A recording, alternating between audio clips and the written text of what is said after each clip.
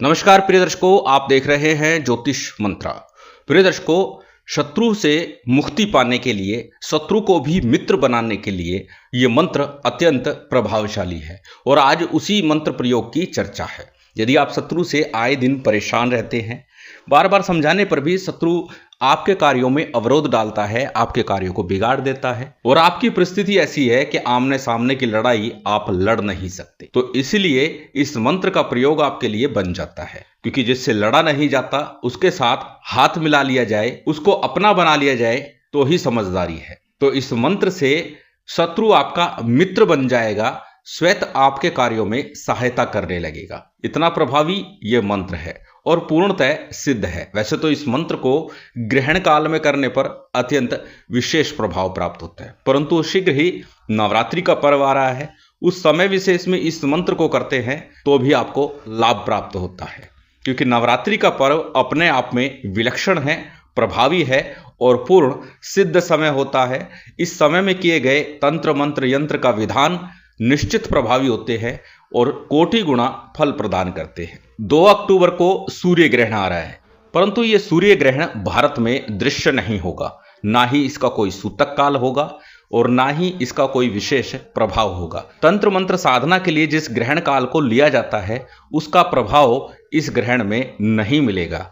इसलिए इस ग्रहण काल में आप तंत्र मंत्र का लाभ लेने के लिए यदि आप प्रयासरत हैं और साधना के इच्छुक हैं तो फिर उसका कोई विशेष लाभ आपको नहीं मिलेगा।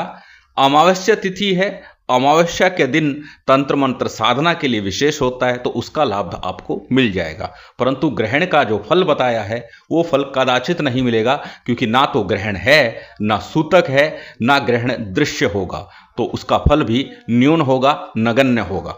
बात करते हैं आज के प्रयोग विधान की। तो इस प्रयोग को मात्र 1 दिन करना है, सिर्फ 1 दिन का विधान है। इतने में ही ये मंत्र जागृत हो जाता है, पूर्ण चैतन्य होकर कार्य करने लगता है।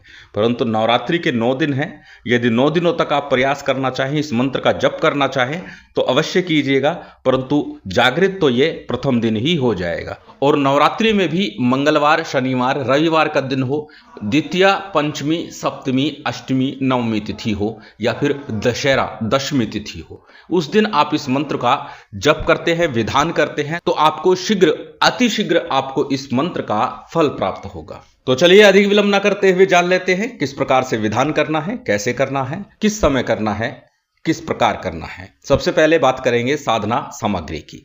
1 दिवसीय विधान है, विशेष सामग्री की आवश्यकता नहीं है। यदि आपने नवरात्रि पर घट स्थापना की है, मां की स्थापना की है, चौकी लगाई है तो वहीं बैठ के कर लीजिएगा, अथवा अपने घर में एकांत स्थान पर बैठ करके आप कर सकते हैं। सामग्री में सामान्य पूजन सामग्री, अक्षत, पुष्प, धूप, दीप, नैवेद्य, फल फूल, मिष्ठान जो भी आप रखना चाहें। प्रयास कीजिए रक्त वर्ण की वस्तुएं अधिकाधिक प्रयोग करें। लाल रंग के पुष्प हो, लाल रंग के वस्त्र हो, लाल रंग का आसन हो और लाल रंग की ही माला हो। अर्थात माला किस प्रकार की हो, हकीक की माला हो, मूंगे की माला हो या फिर गुंजा, लाल गुंजा की माला भी प्रयोग कर सकते हैं इस मंत्र के लिए। क्योंकि मां कामाख्या का ये मंत्र है, शत्रु मर्दन के लिए विशेष रूप से जाना जाता है और निश्चित ही शत्रु सम्मोहित हो जाता है, शत्रु शत्रुता छोड़ देता है और साथ ही जिस कामना को लेकर आप मंत्र जाप करें कि शत्रु के साथ इस प्रकार का होना चाहिए, वो भी पूर्ण हो जाता है। अर्थात मन में जिस प्रकार के कामना लेकर चलेंगे वो पूर्ण हो जाएगी। आरंभ में बताया कि शत्रु इस प्रकार का है जिससे आमने सामने की लड़ाई नहीं हो सकती, तो ऐसी परिस्थिति में उसे मोहित करना, उसे अपना बनाना ही श्रेष्ठ होगा। परंतु यदि शत्रु से अत्यधिक पीड़ित हो चुके हैं तो फिर आप अपनी कामना मन में रख करके इस मंत्र का जप कर लीजिएगा, वह कामना भी आपकी पूर्ण होगी। सामान्य सी सामग्री है, दीपक, घी, तेल जो प्रयोग करना चाहें वो प्रयोग करें, परंतु प्रयोग काल में एक चीज आपको अवश्य ही करनी है। इस प्रयोग के समय करना क्या है, अंगारी के ऊपर, अग्नि के ऊपर लोबान का धुआं चलते रहना चाहिए। यह कार्य आपको अवश्य करना है। जितनी देर आपका मंत्र जाप चलेगा उतनी देर लोबान का धुआं चलते रहना चाहिए, बस यही एक आवश्यक है।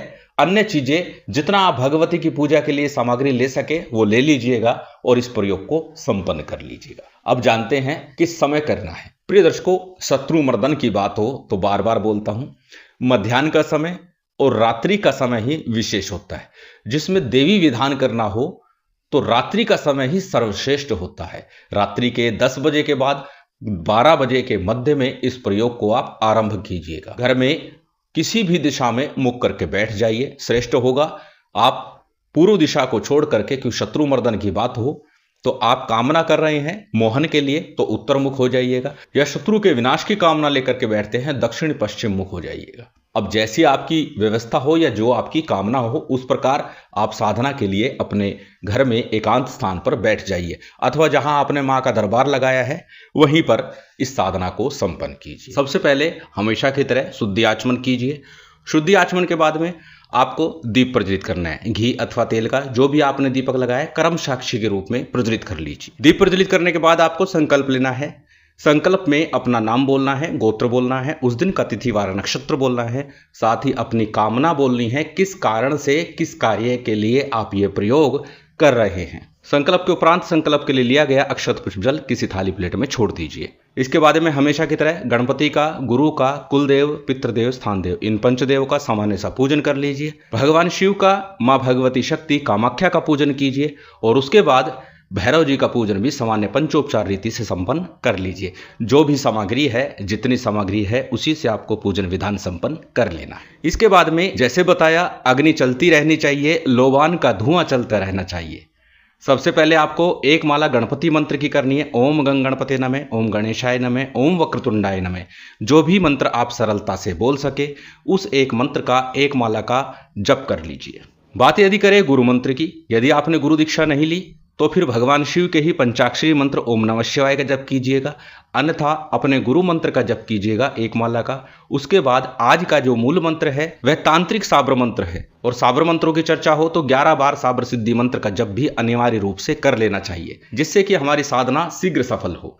साबर सिद्धि मंत्र आपकी स्क्रीन पर है, स्क्रीनशॉट लेकर इसका रख लीजिए और प्रत्येक साबर मंत्र की साधना में इसका 11 बार जप अवश्य कीजिए। जब आप गणेश मंत्र, गुरु मंत्र, साबर सिद्धि मंत्र का जप पूर्ण कर ले उसके बाद आज का जो मूल मंत्र है इसका आपको जप करना है। मंत्र अत्यंत सरल आपकी स्क्रीन पर है, स्क्रीनशॉट ले सकते हैं, किसी कॉपी नोटबुक में नोट कर सकते हैं।